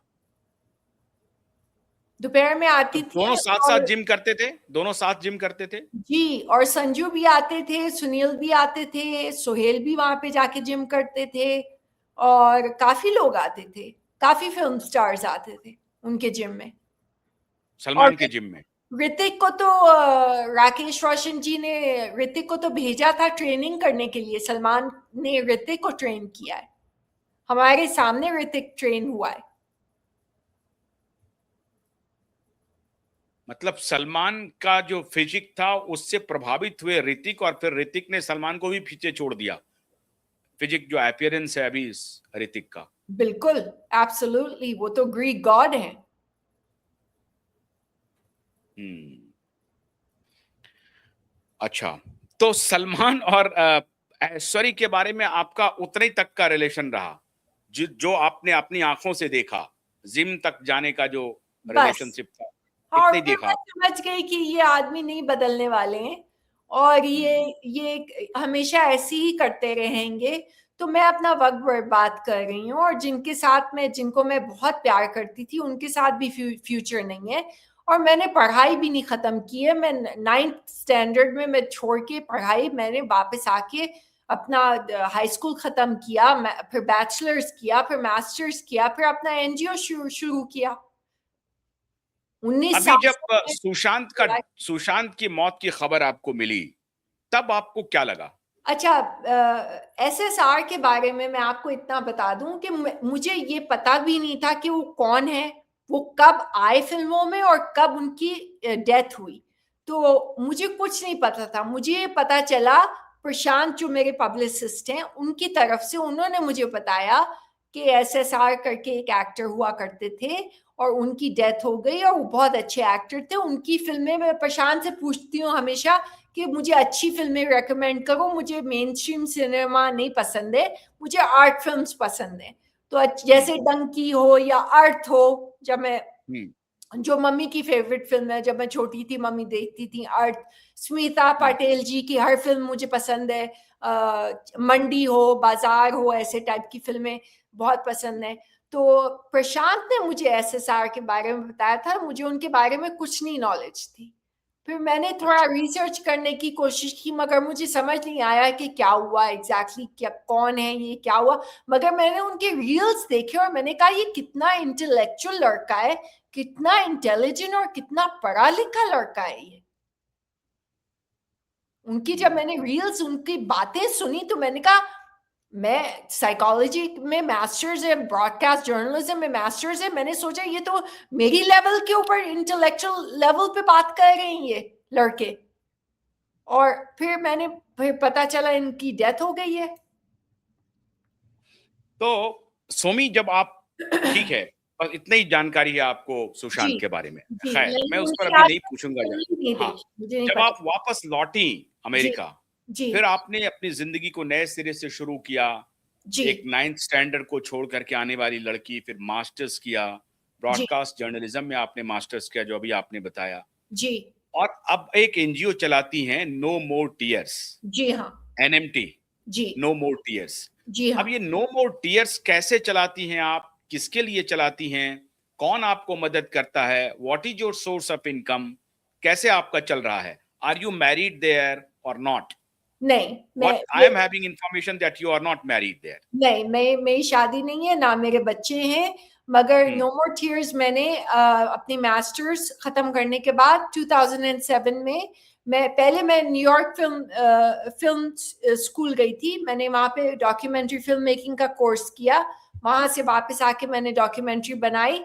जब सेनेटर हिलरी क्लिंटन 2006 में सेनेटर थी, मैंने एक डॉक्यूमेंट्री बनाई। उनके बेनिफिट हुआ था, मेरी उनका बेनिफिट मेरी डॉक्यूमेंट्री से खुला और मुझे बहुत बड़ा ओहदा मिला इससे, कि मैं एक स्टूडेंट फिल्म मैंने बनाई थी एक गैंग रेप विक्टिम के ऊपर। उस विक्टिम को हिलरी क्लिंटन सेनेटर जब थी अवार्ड दे रही थी, तो उन्होंने कहा मेरा बेनिफिट इस बच्ची की फिल्म के साथ शुरू होगा, ओपन होगा। तो ये मेरे लिए बहुत बड़ा ओहदा था। उसके बाद मैंने सीधा नो मोर टीयर्स रजिस्टर किया, उसका मिशन बनाया, domestic violence, children who are sexually and physically abused, human trafficking victims from all over the world that are brought to America. I will rescue them FBI के साथ काम करके और globally सारे police departments के साथ काम करके मैंने ये एनजीओ बनाया। और मैंने ये डिसाइड कर लिया इस एनजीओ में कोई सैलरी नहीं लेगा, कोई तनख्वाह नहीं लेगा, ये सब हम वॉलंटियर का काम करेंगे। इस एनजीओ में 19 साल हो जाएंगे हमें 2026 में। हमें बराक ओबामा और जॉर्ज बुश के फादर ने अवार्ड दिया है और मैं बहुत प्राउड हूं अपने काम से। हमने 60,000 लोगों की जान बचाई है, आदमी, औरत, बच्चे। What is your source of income? How you run the NGO? हम People प्राइमरली, support. हमारे इंडिपेंडेंट डोनर्स हैं, प्राइवेट डोनर्स हैं और फाउंडेशंस हैं जो हमें ग्रांट्स देती हैं। सब प्राइवेट डोनर्स हैं। Okay. हमें गवर्नमेंट का कोई सपोर्ट नहीं मिलता, हम प्राइवेट डोनर्स लेकिन पे आप कह रही हैं कि आपके एनजीओ को सलमान यहां से भी परेशान करते हैं, क्या उन्होंने करते हैं परेशान? उन्होंने ये कह दिया है लोगों को। आप जानते हैं सिम्मी और उजावल करके दो जर्नलिस्ट हैं। सिम्मी का मैं लास्ट नेम नहीं जानती, भूल गई मैं, सी से शायद, चंड पता नहीं क्या, सी से कुछ है।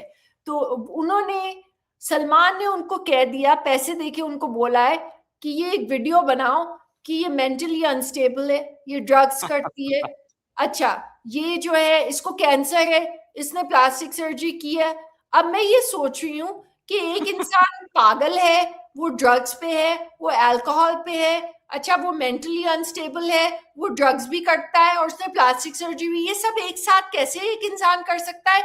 जो इंसान एफबीआई के साथ काम कर रहा है, रोज पुलिस के साथ काम कर रहा है और उसको प्रेसिडेंशियल अवार्ड्स मिल चुके हैं, वो बराक ओबामा और जॉर्ज बुश के बाप के साथ मिल चुकी है, पर्सनली व्हाइट हाउस जाके उनको अवार्ड दिए गए, आप उनके लिए ऐसे वीडियोस बनवा रहे हैं सिम्मी और चावल से, ये क्या बात हुई? कोई बात नहीं, मैंने तो आपको 1.5 घंटे की बातचीत में यह पाया है कि you are very intelligent, very stable, your brain is at your absolutely fine position, your heart is at your fine position, there is no discrepancy. मैंने तो देखा है। तो आप तो पूरी तरह से, आप देखिए ये जो गैंगस्टर हैं, मैं इन गैंगस्टर के खिलाफ पिछले 2.5-3 साल से लड़ाई लड़ रहा हूं, और till my last breath I will fight all these gangsters. करते रहिए। बिल्कुल मैं लड़ रहा हूं। मैं आपके साथ हूँ, करते रहिए। अब और वक्त आ गया है सच्चाई बोलने का। बहुत हो गया चुप रहना, बहुत हो गया। Very good. तो और अच्छी बात यह है कि आप जब एफबीआई के साथ, पुलिस के साथ वहां पर मिलके काम कर रही हैं, तो आपको भी डरने की कोई जरूरत नहीं है। और इन माफियाओं से बिल्कुल भी मत डरिए। मैं अपने तरफ से आपको गारंटी दे रहा हूं, we are with you, Qvibe network with you, my all legal team, all the team members of my legal team are with you. मैं Do not बहुत worry. बहुत आभारी हूँ आपकी। बहुत बहुत धन्यवाद, आपने मुझे अपने शो में बुलाया। और हमेशा सच के लिए लड़िए, इंसाफ के लिए लड़िए, क्योंकि अब वक्त आ गया है कि हम चुप नहीं रहेंगे। बस बहुत हो गया। Very good. सलमान ने और मुझे 6 साल से मेरा सत्यानाश पागल कर दिया है मुझे, और अभी तक वो मुझे बुली और हरास कर रहे हैं। वो निहायत ही विंडिक्टिव और बहुत रिवेंज, बदला लेने वाले इंसान आज है। वो आज के छोड़, बाद वो आपको कुछ नहीं बोलेंगे, ये मैं आपको गारंटी कर रहा हूं। देखते हैं, अभी तक तो वो जीते जा मैं रहे हैं। आपको गारंटी कर रहा हूं, आज के बाद वो कुछ नहीं बोलेंगे। ये क्यों होता है कि भगवान बुरे लोगों को जीते जा रहे हैं और अच्छे वो क्या लोग है, हारे वो जा रहे हैं? कहते हैं ना कि अच्छे लोग इकट्ठा नहीं होते, तो बुरे लोग क्या करते हैं, वो अच्छे लोगों को सताते रहते हैं। और इसी में ये अभी देख रहे हैं, जो कैरियरिस्ट एक्टर्स हैं, कैरियरिस्ट पुलिस ऑफिसर्स हैं, कैरियरिस्ट पॉलिटिशियन है, कैरियरिस्ट जजेस हैं, लॉयर्स हैं, डॉक्टर्स हैं, ये एक थोड़ा सा दौर शुरू हुआ है कैरियरिज्म का, जिसमें अपने कैरियर को लेकर के लोग इतने स्वार्थी हो गए हैं, इतने सेल्फ सेंटर्ड हो गए हैं, जो लार्जर इश्यूज को इग्नोर करते हैं, और जो सोशल इश्यूज हैं उसको वो डिबंक करते हैं। तो कोई बात नहीं है। बहुत अच्छा लगा सोमी अली जी हमसे बात करने के लिए, आपका बहुत बहुत शुक्रिया। दोबारा हम बात करेंगे। हम लोगों ने सोचा था कि 45 मिनट्स और मैक्स 1 आवर करेंगे, लेकिन 1 घंटा 32 मिनट हम लोग बातचीत करते रह गए, पता नहीं चला। हमें उम्मीद है कि दर्शक बहुत पसंद करेंगे। इसमें बहुत सारे रील्स, बहुत सारे शॉर्ट्स वीडियोस भी बनेंगे, और दोबारा हम आपको फिर बहुत जल्द आमंत्रित करेंगे। बहुत बहुत शुक्रिया हमसे बात करने के लिए। बहुत धन्यवाद। जय Hind. Jai Hind. Thank you very much and have a good night, because there it is I think around 12 or 12:30. नहीं, 1 बज रहा है। प्रशांत का 1 बज रहा है रात। फोन जा रहा है, 1 बज रहा है रात का। Okay, thank you very much. Thank you very much. आपने मेरे लिए समय निकाला। Of course.